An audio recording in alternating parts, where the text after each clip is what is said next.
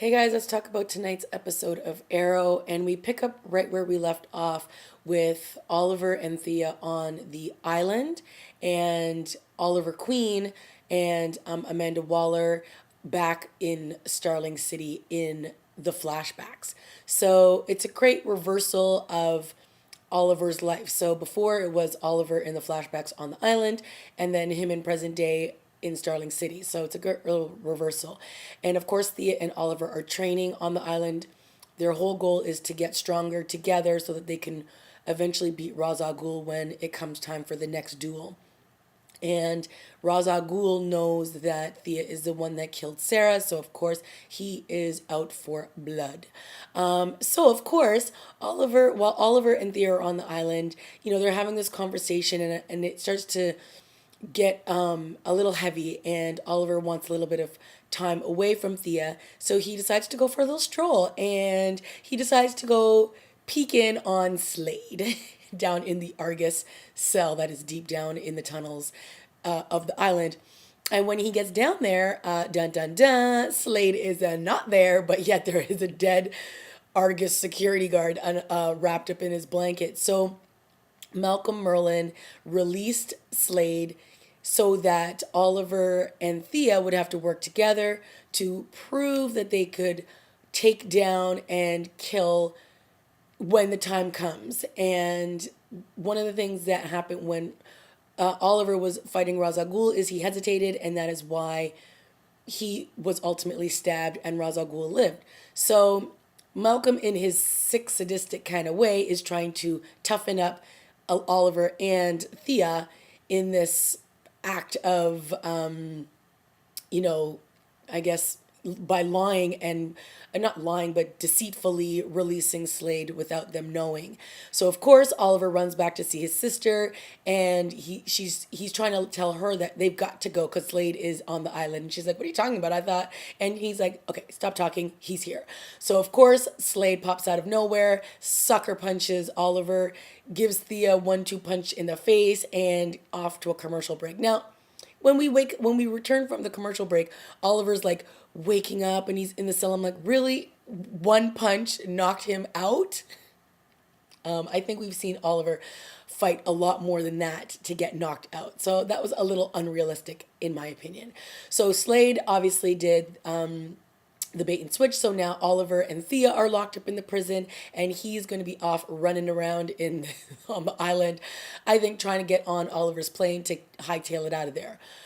So of course, Thea asks Oliver once again why he never told her that Sara was dead and that she had to find out from Laurel.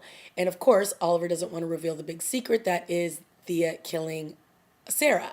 But obviously he's not going to be able to hold this away from his sister for too long, because she just continues to ask the question, and I guess she has every right to ask, right?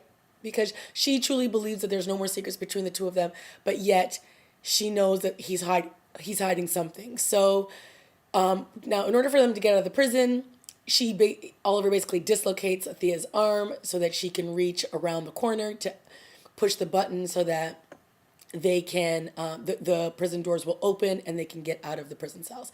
So that is exactly what happens. Then of course they continue to run and try to get Slade before he hightails it off the island. Now there was a really funny scene when Thea of course goes running off on her own down this path, and Oliver's like, "Wait, Thea, stop," and she keeps running, and then all of a sudden she hits a tripwire, and this big thing with all these spikes on it comes like shooting down, and obviously it was a booby trap. And Thea's like, Thea's still, let's face it, she's still a newbie. She doesn't really know all the things that could possibly happen. And so when she's like, what sick person would do that? Oliver's like, me. So obviously this is a booby trap that Oliver had set when he was still on the island. And he remembered once she started running off into the distance, and it was a little too late because it started to come down, and I think it caught him in the arm. So now, in present day, we are getting, or not, sorry, not present day, but in the flashbacks to Starling City, we're getting all these flashbacks to when Oliver sees Thea for the first time and she goes to visit his gravesite, and then she buys drug from some shady guy. We see Tommy in the flashback, and he visits Thea at the tombstone where her brother and her father are buried, and she basically invites herself to his party, and Oliver, how, I don't know if it's, if obviously they've had the time to recreate history, but they've, in this flashback, Oliver is seeing everything that's going on. He goes to the party, he's dressed up in a hoodie, and he stalks around this party watching everything that's going on. So he sees Laurel there, he sees Tommy, he sees his sister, he sees the shady drug guy. He sees the drug guy give Thea some drugs, so then he goes after him, and then so of course he throws him up against the wall and he's like, "Leave Thea alone." He's like, "Wait a second, you're Oliver Queen. You're supposed to be dead." And then he pulls out a knife, and then of course Oliver gives him a 1-2 headlock, snap, and then boom, he's dead. And he throws him over the balcony, and I'm like, really, really. But okay, so fine. Oliver, we already know he was a killer because he was on the island and he had to kill to survive. But now he's there, and I guess that's the first time he would have killed in Starling City. So he had to kill the guy because he saw him and he knew who he was. And then, of course, this is when we get to see Quentin Lance with hair, and he is not in the best of shape. He's yelling at Laurel because Laurel is there at, Tommy's house, who's a billionaire, and he's like, haven't you learned your lesson to stay away from these guys? And obviously he's referring to Oliver, and that is why, he believes that Sara is dead at this point and that she died being on the boat with Oliver. So he is just not a happy campy. And then he starts yelling at Thea, basically calling her a slut for the clothes that she's wearing and all this stuff, and it's just like pretty bad. Poor Quentin. He cannot catch a break in the future, or in the past, or in the present, because now he is still reeling over the news that Sara is dead, and he finds out in this episode that everybody knew, so even his wife knew, and he basically says to Laurel, "You're dead to me. We are the two that had the biggest bond together, and the fact that you lied to me about this," and he just can't get over it, and he's drinking again, and it's just predictable that this is the reaction we knew he was going to have, and he's having it. So, yeah. So now he's going to go to an AA meeting, and he basically tells Laurel, "You go to yours, and I'm going to go to mine, and let's just stay away from each other." So not so great for Quentin Lance. So of course, now Thea continues to ask Oliver why he did not tell Sara, why he didn't tell her that Sara died, and then the big reveal happens where he tells Thea that she is the one who killed her and that it was her father that did it. He gave her this drug and she didn't really know what she was doing, and she's the reason that she's dead. So of course she cannot take this information and she freaks out, and of course Slade shows back up in the picture, and then another fight ensues, and they're both getting thrown up against trees and throwing Slade up against a tree and punching here and doing this and doing that, and then ultimately Thea has a gun and she points it at Slade, and Oliver's like, "Look, you are not a killer. This is what Malcolm Merlin wants because he wants you to be like him." And she's like, "Well, I am a killer because obviously I killed Sara." And so Oliver's just pleading with his sister not to do it, and she does not. She fires off the gun. It gives him a little flesh wound. They lock him back up in the Argus prison, and Slade is luckily tucked away safe and sound. I did not want to see them kill off Slade. Now here's the thing. I love me some Slade. Now, his little revenge on Oliver, all because of Shadow, is a bit much, okay? Shadow and Slade didn't even date. She didn't even know how he felt about her.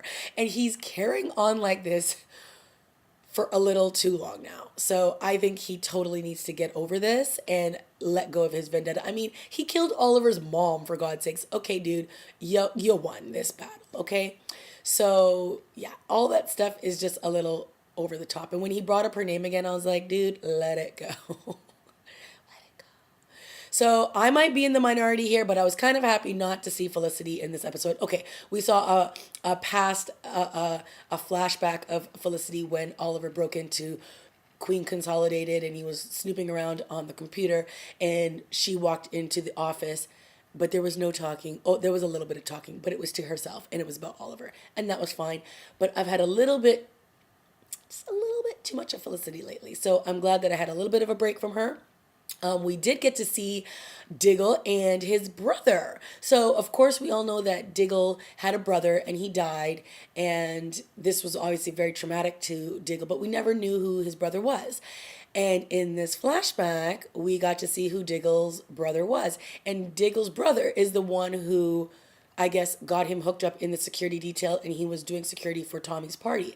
So that's an interesting bit of information as to how he ends up becoming, I guess, security detail for Oliver in when Oliver returns back to Starling City. So in the flashbacks, we see that Maseo and Oliver are running down Chung Na Wei. I don't think that's how you say her name, but yeah. So they're trying to get this like Omega Bio weapon away from her. So Amanda Waller has tasked them to get this from her.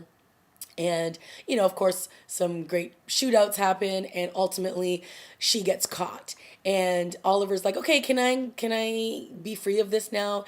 And then some general comes in, some General Matthew something comes in, and he's all like, I need to take you back to Hong Kong and debrief you. And then after that's done, I'll take you anywhere you want to go. Cool? And Oliver's like, yeah, I guess so.